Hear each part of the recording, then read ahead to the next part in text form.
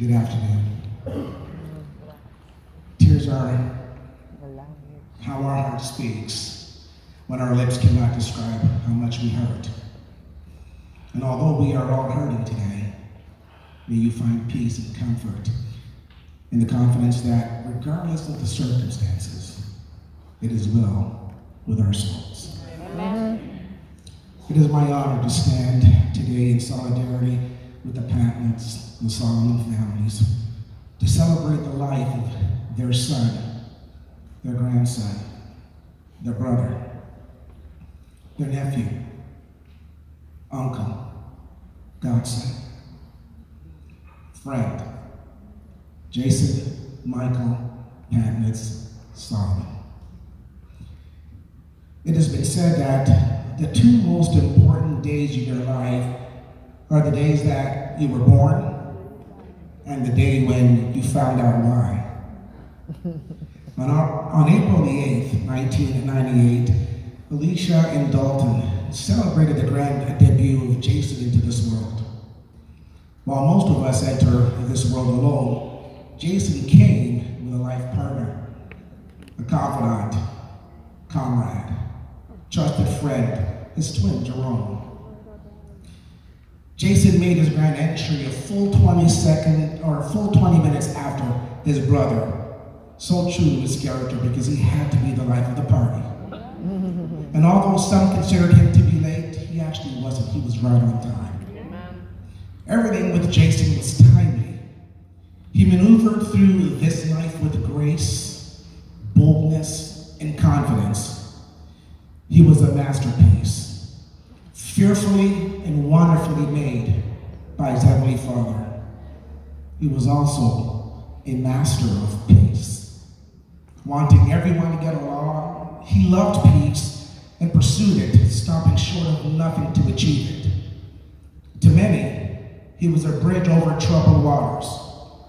He was a soft place in such a hard world. His words implicit, his actions intentional, his love genuine. Jason's steps were purposeful, paved with peace, and driven by passion. He loved good food, loved good music, loved to laugh, loved to think. He possessed the innate ability to make all that was wrong in the world right again by flashing his brilliant smile. Jason was looked up to by his younger siblings as their hero, the one who held their hand, picked them up when they fell, and wiped their tears away when they cried, assuring them that he would be there whenever they needed him. He demonstrated profound love and admiration for his mother, Alicia, often being the rock and the shoulder she would lean on. She was his queen, and he his prince.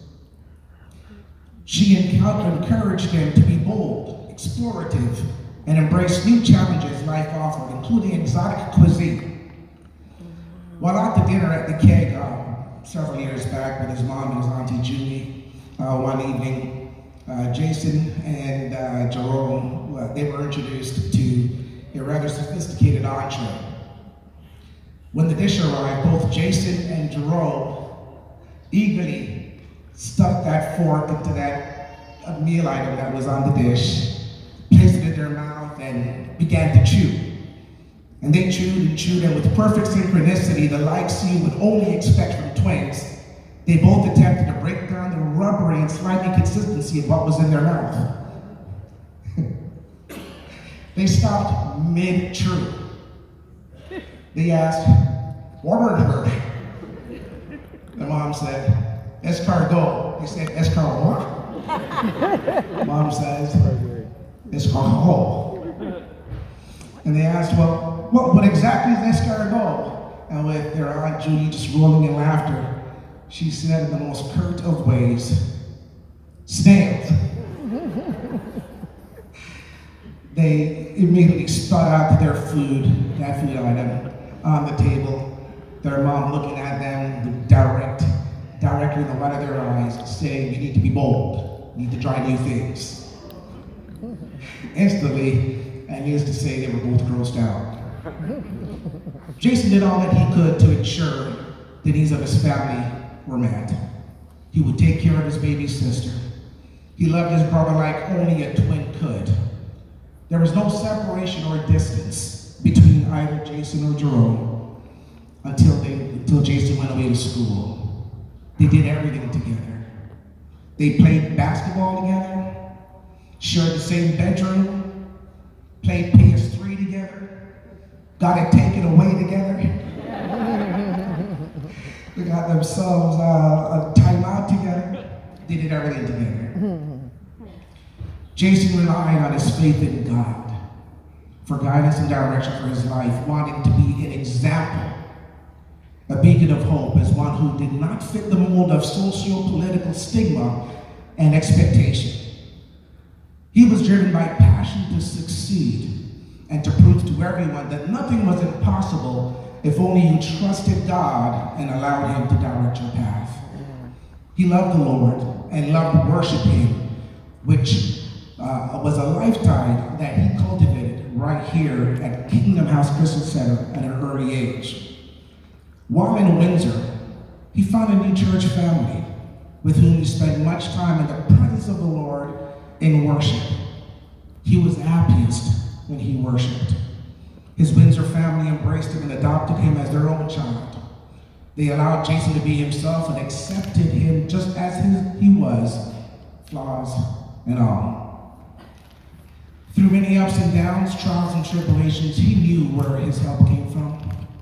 His Lord and Savior, Jesus Christ, who loved him fervently and unapologetically.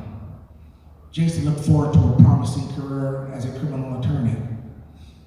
He was poised to enter his third year of studies at the University of Windsor, where he had a double major in psychology and law. Jason's ability to rationalize and intellectually reason with anyone distinctly marked him as a brilliant mind, thus providing glimpses of what was sure to be a rewarding and a successful career in law. He passionately and intellectually defended his viewpoints and often engaged others in philosophical theorizing and philologies. Jason overcame expectations for failure in his academic pursuits. He fought hard to silence the naysayers by blocking out negative energies and noise, and by working hard at improving his grades, which paid off when he was accepted into the law program at the University of Windsor. He likened himself to Hall of Fame basketball legend Kobe Bryant, of whom it was said would never ever be successful in the NBA because of his undersized and frame and build. Being undersized and arguably not so built himself, Jason took Kobe's story and wrote it as his own by proving everyone wrong, by demonstrating that dedication, commitment, and hard work does pay off regardless of stature and build. Hence his abs. We've all seen his abs. There's a picture of him in the back of the program. He purposed to advocate and be a voice for those who may not have had a voice of their own. He always wanted the best for the disadvantaged and was convinced he could make a difference. This was evident in a recent social media video he posted of himself, in which he made an impassioned plea for the rash of gun violence and bloodshed to stop everywhere. Saucy J, as he was affectionately known, brought the sauce. Each and every time he stepped into a room, as we've heard already, he had swag, he had presence, and a copious amount of personality, equally blended into the fine young man we know him to be. He was the life of every party. His smile, effervescent and binding, attracted the strongest of light because he himself was the light. His personality full of vigor, his hugs vivacious, his being well-defined, and as most of us know, he had the kind of act that most pro athletes could only dream to have. We cannot foresee the trials or misfortunes that will test us along the way. We don't know God's plan for us always. What we can do, though, is to live out our lives as best we can with purpose and with love and with joy, just as Jason would want for each of us to. we can see each day and use each day to show everyone around us how much we love and care about them and treat them with the kindness and respect that we wish for ourselves.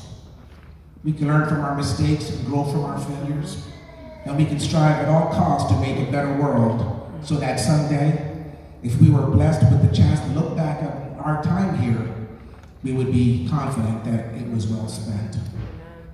And as the light of Jason Padlett's Solomon is now dim, it has not gone out.